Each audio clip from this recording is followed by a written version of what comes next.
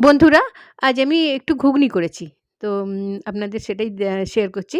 যে কড়াইতে তেল দিয়ে আমি ১ম এ একটু জিরে ফোড়ন দিয়েছি। তারপর একটু হিং দিয়েছি। আর কাঁচা লঙ্কা ফাটিয়ে দিয়ে দিয়েছি। আর তাতে একটু আদা গ্রেট করে দিয়েছি।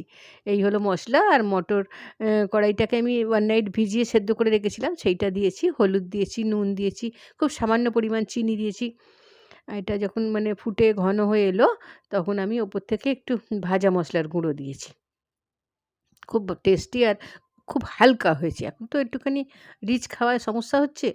ওইজন্য হালকা করার চেষ্টা করেছি। আর পরোটাটা আমি এইজন্য শেয়ার করলাম যে আমি খুব কম তেলে করেছি। সেটাই আপনাদের দেখানোর জন্য শেয়ার করলাম। ডিশটা খেয়ে আপনার একটুও ভারী ফিল হবে না। মানে হজমের কোনো সমস্যা হবে না। আপনি এখন তো রাত-দিন জেগে মানুষ কাজ করে, একটু লাইট ওয়েট খাবারের জন্য খুবই দরকার। তো সেইজন্যই আমি ট্রাই করেছি। দেখুন।